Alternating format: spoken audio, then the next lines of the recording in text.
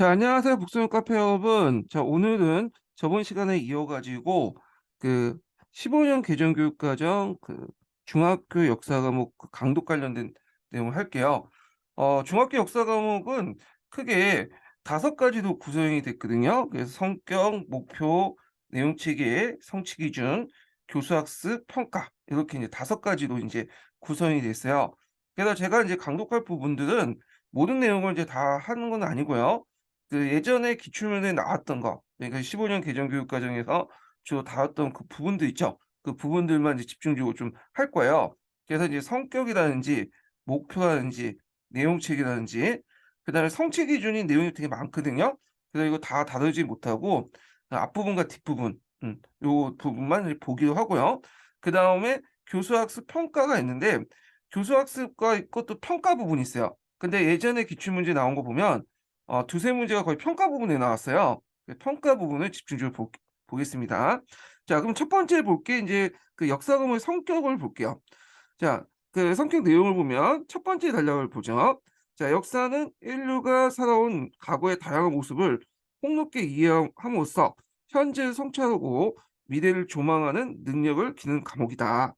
그래서 역사에서는 초등학교에서 학습한 역사의 기초 개념과 한국사의 이해를 바탕으로 세계와 한국의 역사를 상호 관련성 속에 이해한다. 자, 여기에서 이제 눈여겨볼 게 뭐냐면 여기 있죠.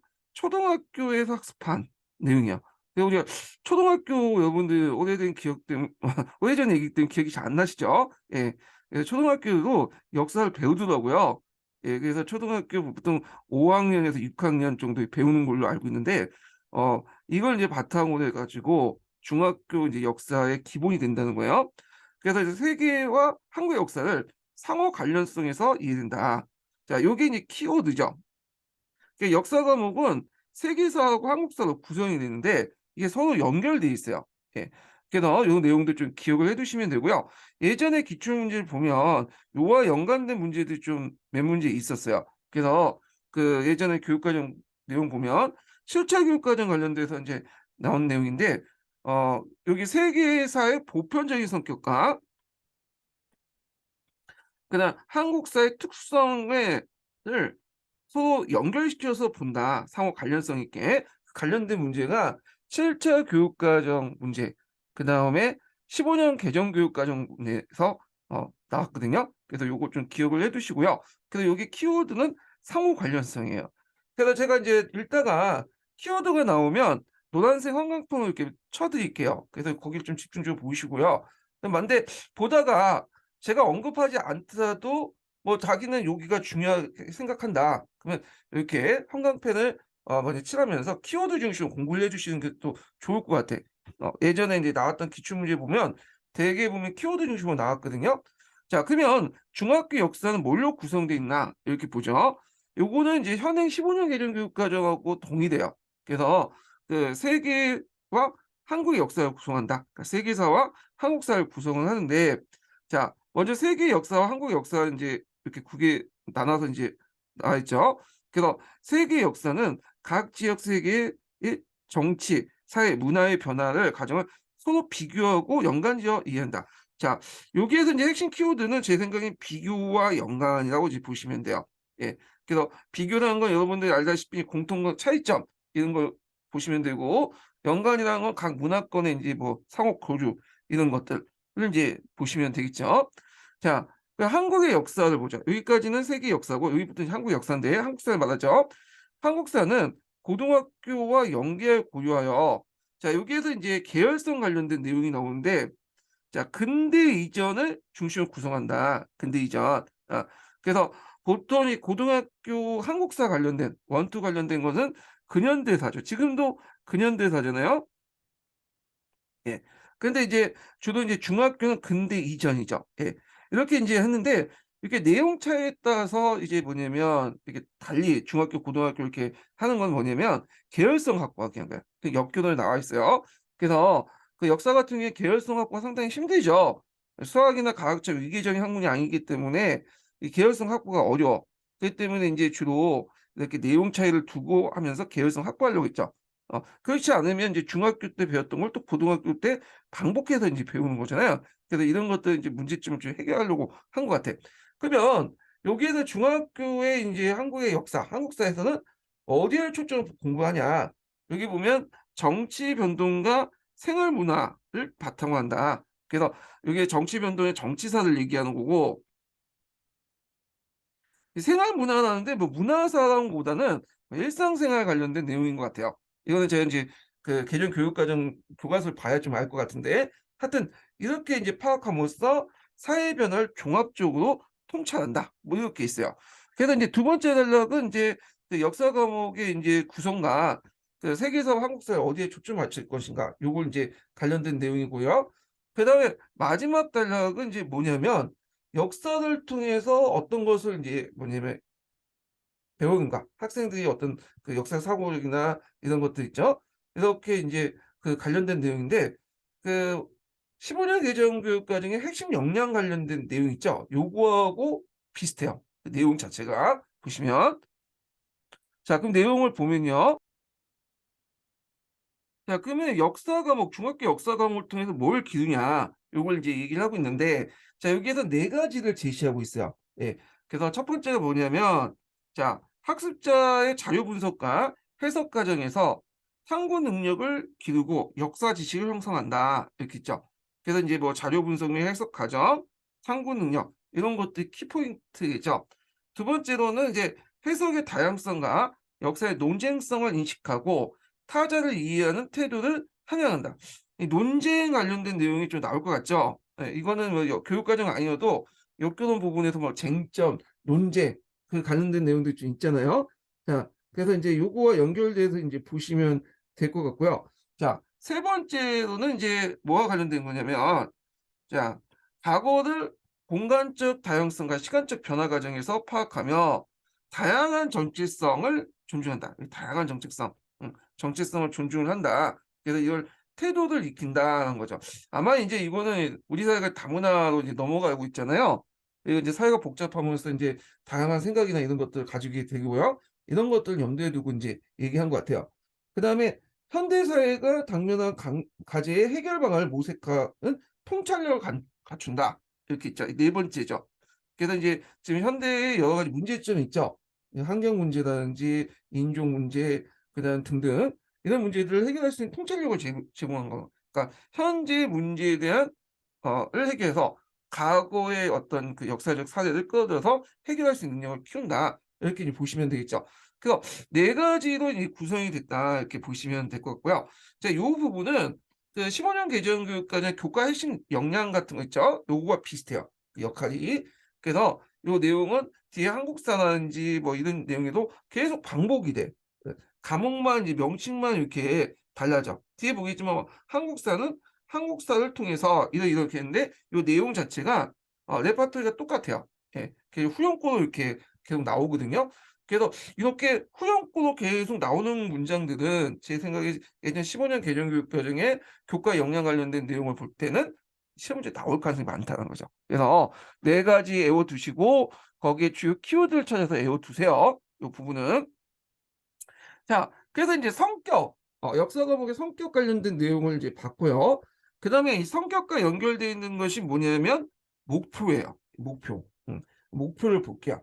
자, 역사는 한국과 세계 역사를 체계적 종합적으로 이해하는 것을 목표로 한다. 예. 그래서 탐구 과정을 통해서 비판적으로 사고하며 항상 중요한 게 비판적. 비판적이라는 키워드는 예전에 어, 시청각 교육할 때 그 내용이 나와 있어요. 그래서 이것도 한번 키워드 걸려둘 수 있다고 이제 보고 있거든요. 그 다음에 역사 지식과 역사관. 역사관 요번에 나왔죠. 갈색 책에도 나와 있고. 예. 물론 교육과정 관련된 건 아니지만 이렇게 이제 한번 키워드를 찾아봤고, 그리고 이를 통해 현대사의 다양한 문제 통찰력을 갖출 수 있다. 예. 그래서 그 밑에 이제 역사의 구체적 목표들이 쭉 나와 있죠. 예. 그래서 이제 한 네 가지가 이제 제시되고 있는데, 한국과 세계 형성 및 변천 과정을 예, 체계적이고 종합적으로 이해한다. 그 자료 분석에 대한 해석 과정을 통해 역사의 탐구력과 역사의 판단력을 기른다. 요거 역사적 사고력과 관련된 거죠. 그래서 역사적 사고력과 이제 관련된 내용을 역사적 사고력 구성 요소와 관련된 거고요. 그다음 다양한 정체성과 가치를 존중하는 포용적 태도를 갖는다. 예. 그리고 역사의 주체로서 공동체에 참여하는 시민성을 하면 한다. 뭐 이렇게 네 가지를 제시했다. 이렇게 이제 보시면 되겠죠. 예. 자, 그래서 이제 이렇게 있고, 그 다음에 이제 뒤에 넘어가서요. 내용 체계를 볼게요. 세 번째 내용 체계. 자, 내용 체계 구성 요소는 예전에 제가 이제 강의 시간에 얘기했지만은 핵심 아이디어가 있고요. 그 다음에 이제 그 보면 지식 이해, 그 다음에 여기 가정 기능, 가치 태도가 있어요. 자, 이렇게 있고, 핵심 아이디어나 뭐 이제 이렇게 이제 해서는 그 5개나 뭐 6개 정도의 이제 내용 구성이 있고 요소가 있고, 이것도 지식 이해도 이제 각 단원별로 이제 내용 요소가 있죠. 그 다음에 가정 기능, 뭐 가치 태도에도 이제 있고요. 그러면 이제 핵심 아이디어를 보죠. 핵심 아이디어는 15년 개정교육과정에 없는 내용이죠. 근데 이게 새롭게 들어가 있어요. 22년 개정교육과정에는. 그래서 이제 내용을 보면, 자, 1년은 지역적 시대적 배경에 따라 다양한 형태의 정치체를 수립한다. 어, 그래서 다양한 정치체라는 거는 뭐 민주주의도 될 수 있고, 그 다음에 이제 입헌군주제도 될 수 있고, 뭐 북한처럼 겉으로는 공화국이지만 세상 왕국을 만드는 경우도 있고요. 자, 그 다음에 종교 사상은 지역 세계 문화와 유기적 관련을 맺고 있다. 그러니까 이 지역 세계라는 그 키워드 좀 기억을 해두세요. 예. 지역 세계 예전에 했던 지역사 관련돼 갖고 언급이 됐었죠. 기출문제. 그래서 문화권하고 관련된 문화권 내용 조직과 관련돼서 예전에 한번 시험 문제 나온 적 있어. 자, 그다음에 지역 그 세계는 상호 교류하면서 충돌하여 변화된다. 예. 그래서 교류와 충돌 이거 예전에 한번 15년 개정 교육 과정에서 키워드로 한번 나왔던 거고요. 자, 역사 지식은 역사 자료에 대한 분석과 해석을 통해 형성이 되고요. 자, 문화적 다양성을 포용하는 태도는 세계 시민의 의식에 기초가 된다. 이렇게 키워드 한번 제가 짚어봤고요. 앞에서 얘기했지만 키워드는 뭐 그냥 여러분들이 중요하다 생각하면 이렇게 형광펜을 좀 칠하면서 암기해 두세요. 이렇게. 자, 그다음에 지식 이해는 이제 주로 내용 측면에서 물어보는데 앞에서 중학교 역사는 세계사와 한국사 같이 이제 한다고 했잖아요. 근데 이제 세계사 한국사를 뭐 우리가 생각한 완전 융합형으로 이렇게 연결된 게 아니라 먼저 이제 세계사를 배운 다음에 그다음에 한국사 이렇게 배우는 형식이에요. 예. 그래서 아마 제 생각에는 지금 15년 개정교육과정 기준을 볼 땐 저도 이제 세계사 관련된 내용은 중학교 2학년, 한국사 관련된 내용은 중학교 3학년 정도 되겠죠. 예, 이렇게 이제 배울 것 같은데 자, 근데 이 중학교하고 그러니까 한국사하고 세계사의 공통된 그 단원이 있어요. 범주가 있어. 요거는 좀 기억을 해두세요. 요게 이제 역사학습의 기초하고요. 그 다음에 문명의 발생과 고대 세계 형성 관련된 내용은 요거는 세계사하고 한국사가 뭐냐면 결합된 부분이에요. 공통 단원이에요. 예. 예를 들어 갖고 뭐 선사문화 같은 경우에는 이거 뭐 우리나라나 저쪽 중국이나 유럽이나 비슷하잖아요. 그다음에 역사학습의 기초 같은 경우에는 일종의 이제 역사의 의미나 학습의 목적, 어떤 뭐 우리가 말하는 이제 역사 철학, 사학사, 연구 방법 이런 것들인가. 뭐 한국사나 세계에서 다 알 수 있는 거. 그래서 역사 의미와 뭐 역사학습의 목적, 역사 탐구와 절차 방법 이런 것들이죠. 자, 그리고 이제 여기부터는 제 뭐냐면 쭉 세계사와 관련된 내용들이 쭉 나와요. 세계사. 그래서 세계사 단원의 명칭들이 쭉 있는데 한번 읽어보시고요. 그리고 이제 나와서 또 여기까지가 이제 있고 여기부터는 이제 한국사로 넘어가죠. 한국사. 그래서 한국사 내용을 보시면 알겠지만 여기 보면 뭐 국가 형성 발전, 통일신라 발해 이거 고려의 성립 변천, 조선 성립의 발전, 조선의 사회 변동인데 고대 중세 근대 조선상까지 이렇게 쭉 있어. 그러니까 거의 이 단원이 거의 80%를 차지한다고 보시면 돼요. 예. 그래서 앞에서 언급한 이거는 근현대사가 아니라 근대 이전이야. 근대 이전. 그러면 근현대사는 어디를 가지고 이제 공부하냐? 그거는 고등학교 한국사 원투에서 공부를 하는 거죠. 이거는 이제 앞에 우리 15년 개정교육 과정하고 비슷해요. 예. 그다음에 이제 여기 보면 근현대사 쪽으로 넘어가죠. 근현대사. 그래서 이제 중학교 역사는 이 근현대사 비중이 그렇게 높지가 않아요. 예. 근데 이제 여기에서 이제 좀 봐야 될 게 있어. 현대 전환을 거기 보면 이제 요 과목의 그 단원은 다른 과목과 연계가 된다는 거예요. 아마 뭐 일사라든지 뭐 이런 과목들과 연계될 수 있는 부분도 있고, 그다음에 두 번째는 지속 가능한 삶을 영위하기 위해서, 그러니까 현대의 여러 가지 문제점을 해결하고 지속 가능한 삶을 해결하기 영위하기 위해서 계속 지속 그런 삶을 누리기 위해서 프로젝트 학습을 한다는 내용이 있어요.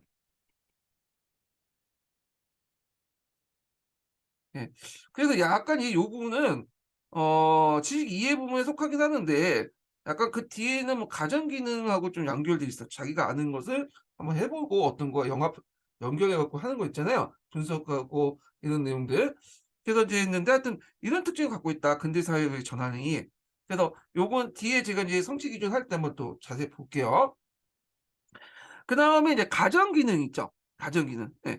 요게 인제 세 번째 요소인데, 자 여기 보면 인제 가정 기능은 인제 우리가 이제 뒤에 역교론이라든지 15년 개정 교육 과정 보면 기능 영역이 있잖아요. 예. 요거 도 비슷하다 보시면 돼요. 예. 그다음에 여기에서 인제 좀 차이점이 있자면, 요게 기능에다가 가정을 이렇게 더 한 마디 더 집어넣었어. 그래서 예전에는 뭐 학습 목표할 때 기능 측면에서 이제 제시하시오, 이런 것들이 나올 수 있겠죠. 근데 요번에는 인제 가정이니까 가정 기능 측면에서 학습목표 제시하시오, 이렇게 나올 수가 있겠죠. 그래서 지도서가 인제 구체적으로 나와 봐야 되는데, 이거는 인제 뒤에 인제 좀 보고요. 자, 그다음에 이제 그 내용을 볼게요. 그 내용 요소들을 이제 보면, 자 자료의 선택 분석 및 해석 논쟁을 통해 역사 지식을 형성하기, 요런 것도 키워드가 될 수 있겠죠. 예. 그러니까 적절하고 타당한 근거를 가지고 역사적 사실에 대한 해석 판단하기. 예, 요런 것도 있고, 역사적 개념을 이해하고 활용하기. 자, 역사적 서사를 구성하고 다양한 방식 표현하기. 그러니까 네 가지가 있는데, 키워드 중심으로 외워 두시는 것도 좋고 암기해 주시는 것도 좋을 것 같아요, 암기해 두는 것도. 그다음에 가치 태도를 볼게요. 자, 가치 태도를 보면 타인의 역사적 해석을 존중하는 태도, 역사적 여론의 이해를 토대로 다양한 문화적 정책성을 이제 존중을 하고, 역사에 성찰적 접근을 하는 태도. 이거 이제 지속 가능한, 요 읽어 보시면 알겠지만 지속 가능한 삶 많이 나와요. 예. 그냥 외워 두시는 것도 좋고, 자신을 역사적 존재로 인식하고 실천하는 자세, 이렇게 있는데, 이게 이제 가정 기능, 가치 태도 관련된 어 영역이죠. 요 가정 기능과 가치 태도는 뒤에 뭐 한국사 원투라든지 다른 과목하고 비슷비슷해. 내용은 좀 지식 이해 측면이 다르지만 요 부분은 내용이 비슷비슷하거든요. 그래서 인제 같이 뭐 외워두는 게 좋을 것 같은데, 이렇게 내용이 비슷한 부분들은 시험 문제 자주 나오긴 하더라고요. 예. 자, 그러면 인제 이렇게 해서 인제 세 번째 인제 뭐냐 내용 체계를 봤고요. 그다음에 인제 네 번째 성취 기준을 볼게요. 자, 성취 기준은 세 가지 요소로 구성이 돼 있어요. 그러니까 이제 성취 기준과, 예, 그다음에 성취 기준 해설 있죠. 기준에 대한 해설이 있고, 그다음에 세 번째는 성취 기준 적용 시 고려 사항들을 인제 이렇게 세 가지로 구성돼 있다, 이렇게 보시면 될 것 같아요. 그래서 그 밑에 이제 역사학습 기초 부분을 보셔도 이제 나오죠. 여기 보면 구성 보면 성취 기준이 있고, 그 성취 기준에 대한 해설이 있고요. 그다음에 이제 성취 기준 적용 시 고려 사항, 이렇게 돼 있어요. 예. 이 성취 기준 적용 시 고려 사항은 15년 개정 과정엔 없는 내용이지만 비슷한 게 있죠. 그 이렇게 해서 교수 학습할 때 유의점 부분이 있어요. 그래서 아마 요건 이제 말이 좀 바뀌어진 것 같아, 요 부분이. 자, 그래서 뭐 성취 기준은 제가 이제 다 인제 읽진 않고, 한 그 한국사와 세계에서 공통된 부분 있죠. 역사학습의 기초 부분과, 그다음에 이 문명의 발생, 고대 세계의 형성, 그 뒤에 이제 근현대사의 전환, 요것만 좀 세 개를 읽고 이제 넘어갈게요. 그래서 나머지 부분들은 한번 그냥 여러분들 각자 읽어 보시면 될 것 같아요. 예. 자, 그러면 인제 여기 내용을 보면요. 아이고. 자, 먼저 역사학습의 기초 부분을 보죠. 역사학습 기초. 자, 여기 보면 이제 여기가 이제 성취 기준이 있죠. 뭐 역사와 역사 탐구의 의미를 파악하고 역사학습의 목적을 다각도로 탐색한다. 예. 그래서 다양한 자료와 사회를 통해 역사 탐구 방법을 익힌다. 그러니까 이거는 이제 역사 내용 자체보다는 그에 연구 방법론, 역사학의 어떤 인식, 철학, 이런 것들 관련된 내용이라고 보시면 돼요. 예. 그래서 성취 기준 해석 보면, 그래서 여기 역사 0-01 이렇게 있는데 요게 이제 이렇게 연결되어 있는 거예요. 네. 그리고 요건 이렇게 연결되어 있는 거고. 자, 그래서 역사의 의미를 과거의 사실이나 기록된 과거에 한정되어 있지 않고, 자, 여기에서 이제 과거의 사실이란 건 역사에 있었던 모든 역사 예전에 있었던 모든 사실들 얘기한 거죠. 예. 일사자를 쓰죠, 이렇게. 그래서 기록된 사실이라는 것은 요거 중에 이제 뭐냐면 역사가들이 의미 있다고 생각하는 것을 뽑아서 기록된 역사들 내용이죠. 역사관. 요게 연결시켜서 보시면 될 것 같고요. 자, 거기에서 넘어서 한정하지 않고, 그러니까 요걸 다 포함해서 더 나간다는 뜻이에요. 그래서 학습자가 일상생활 접하는 역사의 활용 사례를 포함시켜 탐구하며, 그리고 학습자의 학습자의 사회 맥락에서 역사학습의 어떤 의미화를 하는데 초점을 둔다. 그래서 자기 지금 행동 하나를 거기에서 한정돼 있지 않고 그 역사적 어떤 그 연원을 찾아서 이제 본다. 이렇게 보시면 되겠죠.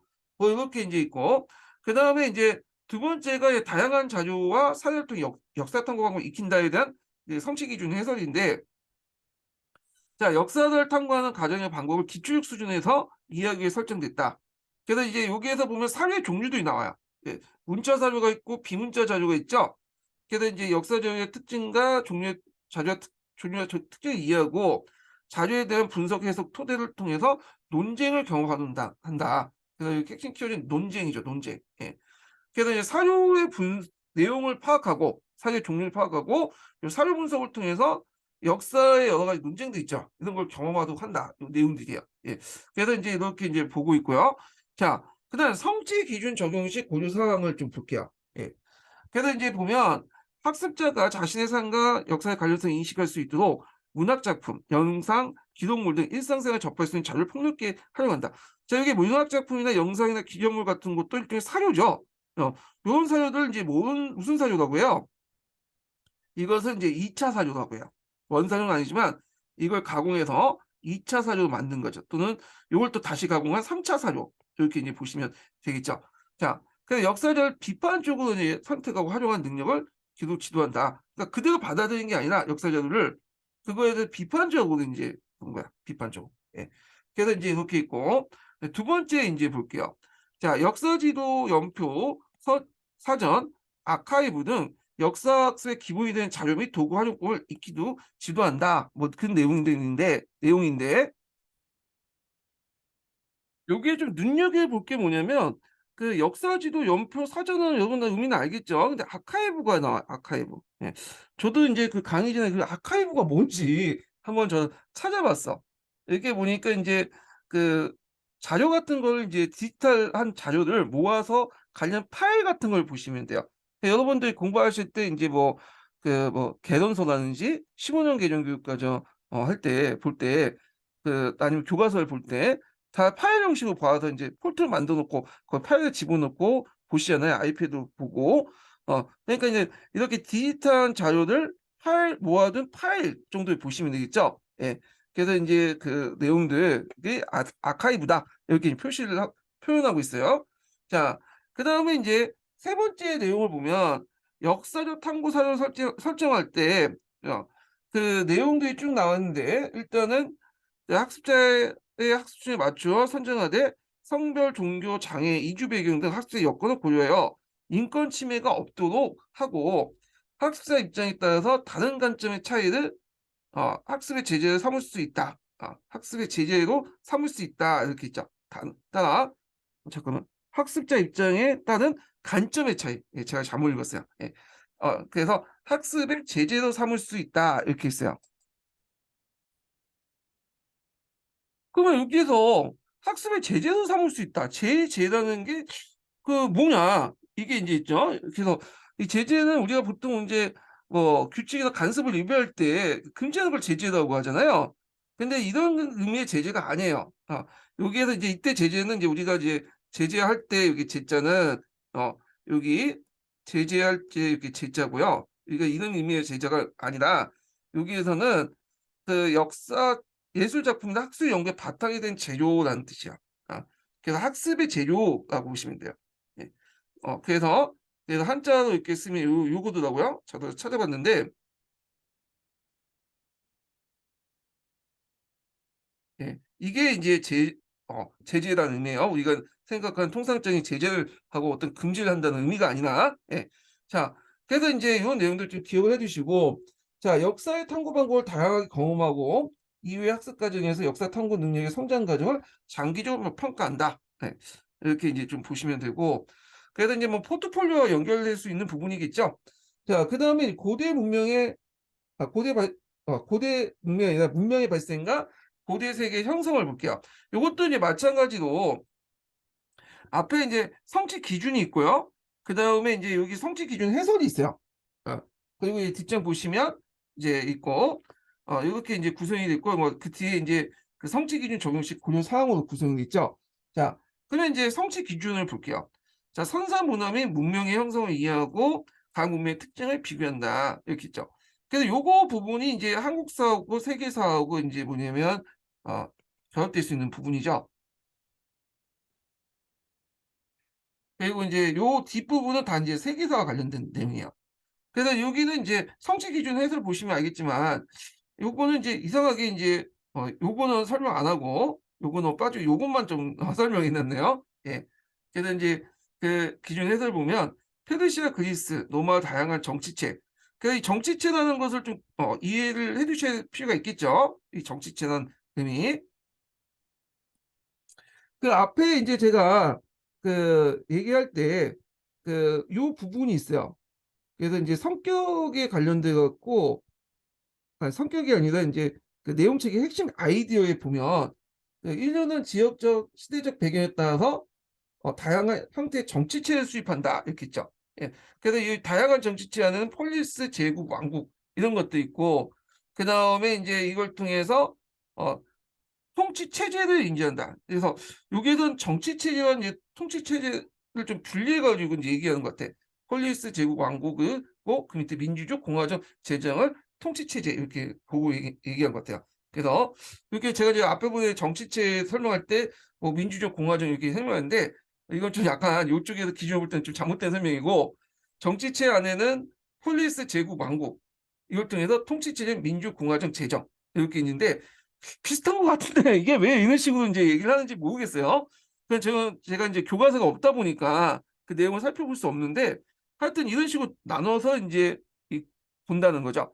그래서 이렇게 다양성을 통해 비교하면서 각각의 특징을 본다.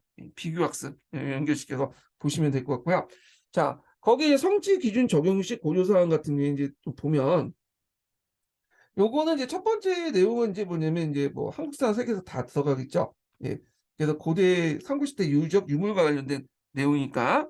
그래서 유적 유물은 선사시대의 사람들의 생활을 상상하고 추론하는 데 좋은 자료가 된다. 자, 유적과 유물을 통해 선사 문화의 공통된 특징과 그다음에 만주 한반도 지역의 선사 문화의 발달 이해할 수 있다. 이렇게 있고요. 그다음에 인류의 이동과 선사 문화의 등장, 또 문명의 형성 과정을 학습할 때 지리나 생태학적 조건을 종합적으로 고려해서 이해하고 지도한다 이렇게 돼 있죠. 자, 여기서 좀 눈여볼 게 뭐냐면, 요 생태환경이라는 용어죠. 생태환경. 그러니까 이 생태환경은 이제 그 보면 이게 무슨 내용이냐 하면, 이제 국어사전을 찾아보니까 생물과 생물적 환경 사이의 관계를 갖는 체계나 유형을 연구하는 분야 이렇게 이제 정의를 내리더라고요. 근데 이걸 이제 역사 관련된 내용을 보면, 사람들이 이제 그때 이제 그 선사시대 때 어떤 이제 다른 그 생물들과 사회적 그 자연환경 같은 것들과 어떤 관계를 맺고 있냐 이런 것들을 이제 얘기를 한 것 같아요. 그래서 뭐 하여튼 이제 있는데, 이것도 제가 이제 교과서 내용을 봐야 되기 때문에 일단 요 정도만 파악을 해두시고요. 그 인류의 역사가 그 자연과 이제 다른 생물과의 어떤 상호 연결, 이 생태 환경과 상호 영향을 그 영향을 주고 받았음을 여러 사례를 통해 파악한다는 거죠. 그다음에 그 각 지역의 정치와 종교가 상호 밀접한 관계를 가지고 있음을 발전을 유의하고요. 지역 문화가 이제 역사적 맥락에서 형성되어 전화 지속 과정을 거쳐서 이해한다. 뭐 이런 내용들이 이제 구성이 됐고, 뒤에 내용을 보면 그다음에 이제 종교의 성립과 학살을 탐구할 때 사상 문화와의 관련성을 유의한다. 예를 들어 로마 제국 당시에 기독교가 세계 시민주의적 경향 또는 만인을 동등하게 바라보는 보편적 관점 을 결합하여 크게 성장할 수 있는 성장할 수 있다는 점을 주목한다. 뭐 이런 내용인데 이건 각자 읽어보시고. 그래서 이제 이렇게 해서 이제 쭉 이렇게 해서 이제 있고 뒤에 이제 본격적인 세계사 관련된 내용들이 쭉 나와 있죠. 그래서 요거는 각자 보시고 지나서 한국사로 넘어가고 어, 여기 이제 마지막 단원을 보죠. 예. 근현대 사회의 전환이죠. 자, 중학교 한국사에서 근현대에서 관련된 그 단원이 요게 이제 유의돼요. 예. 요 부분이. 그래서 보통 중학교 역사는 한국사는 근대 이전인데 근대 이후는 요 한 단원이죠. 근현대사 부분은 예, 그 한 단원인데 그래서 이제 여기 이것도 마찬가지로 성취 기준 있고 성취 기준 해설이 있고요. 성취 기준 적용식 고조 사항들이 있어요. 예. 그러면 이제 보면 자 일단은 이제 그 성취 기준을 보면요. 뭐 개항 이후에 근대 국가의 건설을 위한 노력을 파악한다. 국권 피탈 이후에 전개된 민족운동을 세계사적 관점에서 뭐 이해한다. 근현대사의 여러 가지 이제 개항 이후의 사건들은 우리 국내 사건뿐만 아니라 국내적 문제뿐만 아니라 이제 세계적 연결돼 있죠. 예, 요거와 연결돼서 보시면 되고 한국의 민주화 과정에 나타난 성과와 과제를 탐구하고 여기 보시면 알겠지만 지속 가능한 사회, 지속 가능한 삶 이런 내용들이 많이 나와요. 여기. 그러니까 지속 가능한 삶을 위한 과제를 역사적 맥락을 탐구하고 과제 해결을 통한 참여하는 자세를 갖는다. 그래서 이 과제 해결이라는 것은 이제 지금 현대사의 여러 가지 문제점들을 해결하는 방안을 찾는다는 거죠. 역사적 그 사회를 통해서. 그래서 프로젝트 학습하고 또 연결돼 있어요. 예, 그래서 이제 이걸 해결하려면 뭐 융합적인 것도 있어야 되겠죠. 예, 그런 것도 이제 연결해서 보시면 될 것 같고요. 자, 그러면 이제 성취 기준 해설을 볼게요. 요것도 뭐 다 이제 친절하게 다 해설해 준 것이 아니라 요 부분과 요 부분만 해설을 했네요. 예. 그래서 이제 정치, 경제적, 사회적 민주화 양상을 포함하여 다양한 주체들을 노력으로 이루어진 사회 전반의 자유민주주의 기본 질서 정책 과정과 과제를 탐구하는 데 초점을 둔다. 예. 그 다음에 이제 그 13-04를 보면 한국의 통일 문제를 비롯하여 그 현대사회에 겪고 있는 평화 민주주의 위기와 생태학적 위기, 전염병 확산, 코로나 같은 걸 볼 수 있죠. 그래서 등을 자신의 문제를 인식하는 데 태도를 길러주기 위해 설정하였다. 이렇게 있는데 이런 것들, 통일 문제, 그다음 그 평화 민주주의 위기, 생태학적 위기, 전염병 확산 이런 것들은 뭐겠어요? 오늘날 과제죠. 예, 과제. 그걸 해결해야지만 지속 가능한 삶으로 이제 넘어갈 수 있는 거잖아요. 그래서 이제 이렇게 있고, 자, 그래서 현대사의 문제의 원인과 해결 방법을 역사적 맥락에서 탐색하며 지속 가능한 사회에 실현에 참여한 태도에 함량에 초점을 맞춘다. 그래서 이제 여기에서 그 역사적 맥락, 지속 가능한 이게 이제 키워드로 찾을 수 있겠죠. 그 다음에 이제 성취 기준 적용식 고려사항을 보는데 여기는 이제 뭐가 연결돼 있냐면 진로 탐색하고 또 연결돼 있어요. 여기에 이 단어는 그래서 학생 개인의 진로 탐색. 왜냐면 그 학교 가보시면 알겠지만 대개 보면 역사 관련된 뿐만 아니라 이제 뭐 사회학이나 정치학이나 뭐 이런 것들 있죠. 이런 것들 이제 성취 기준 그 과목별 세트를 써줄 때 예를 들어 이제 경영학과, 경제학과 전공한 애들이 어, 그 역사 과목 세트를 좀 써달라.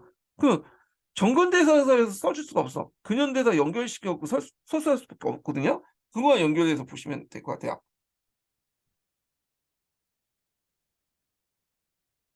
개인의 진로 탐색, 그다음에 역사 관련 진로 탐색, 그다음에 고등학교 역사 과목과 연계 등이 이루어진다. 이렇게 이제 지도를 하고, 자, 지속 가능한 사회를 위한 과제를 탐구하는 과정에서 타 과목과 연계한다는 거예요. 대표적인 게 이제 뭐 일사 과목이나 볼 수가 있겠죠. 프로젝트 학습을 진행할 수 있다. 그래서 학습 특성에 따라 다양한 탐구 주제를 설정하고 다학문적 과정. 이 다학문 과정은 이제 요거와 융합적인 거죠. 융합형. 타 과목과 연결돼서 보시면 될 것 같고 접근하여 과제 해결 방법을 탐색할 수 있다. 뭐 이렇게 있어요. 예. 그래서 이제 이렇게 해서 이제 한번 봤고요. 여기까지 성취 기준이고 그리고 교수학습 평가 넘어가기 전에 제가 인증번호를 알려드릴게요. 인증번호. 거기 이제 제가 형사평가 문제도 밑에 첨부를 했는데 거기에 이제 암호기도 해요. 인증번호기도 하고 형성평가 파일 열 때 암호기도 하는데 몇 번이냐면 803377이에요. 803377. 기억 보셨죠? 803377. 예, 요거 누르고 이제 뭐냐면 아, 그 형성평가 문제 보시면 될 것 같고요. 여기 키워드 입력해 갖고 이제 암호 입력해 갖고 보시면 되고, 아니면 그 댓글에다 이제 인증번호 쓸 때 여기 이 번호를 써주시면 될 것 같아요. 예, 지웁니다. 자, 그 다음에 이제 마지막으로 볼게 교수학습 및 평가인데, 이것도 이제 뭐냐면 크게 교수학습하고, 그리고 또 이제 뭐냐 쭉 넘어가고 평가, 이렇게 두 가지로 나눌 수 있어요. 근데 제가 이제 15년 개정교육 과정을 쭉 봤는데 교수학습 부분은 나오지 않더라고요. 이 부분은요. 그래서 이거 건너뛸게요. 이 부분은. 그리고 이제 평가 부분 넘어갈게요. 평가 부분은 이제 요게 이제 중요해요. 평가 부분이 요거 작년 역사신문 관련된 내용도 나왔고, 그다음 올해도 나왔죠. 예. 그래서 이제 이렇게 있기 때문에 나올 가능성이 있어요. 평가 부분이 상당히 중요해요. 자, 평가 방향을 이제 보면요. 평가 방향은 교수학습 계획 수립 시와 함께 구상되며, 요게 또 중요한데 학습의 목표, 내용, 방법의 일관성이야. 예. 그래서 여기 보면 목표, 내용, 방법 이런 것들이 일관해야 돼. 목표하고 연결되는 게 내용이고, 내용하고 이제 교수학습 방법 연결되겠죠. 요게 이제 기억을 꼭 해두세요. 이거 뭐 교육학에도 강조되는 거고, 예전에 한 2, 3년 전인가요? 기출문제에 나왔어요. 요 부분이요. 15년 개정교육과정 관련돼서 내용이. 그래서 15년 개정교육과정, 22년 개정교육과정 내용이 좀 약간 차이는 있지만 기본적인 맥락은 다 들어가. 그래서 이것도 15년 개정교육과정을 좀 봐주시는 것도 좋아. 연결시켜서 기출문제나. 그래서 이제 좀 보시면 될 것 같고,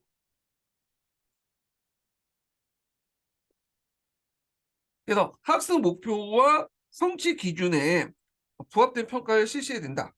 그리고 이제 여기에서 이제 또 보면 그 내용체계 범주가 나오죠. 지식 이해, 가정 기능, 가치 태도를 종합적으로 평가한다. 이 세 가지는 좀 외워두셔야 되겠죠.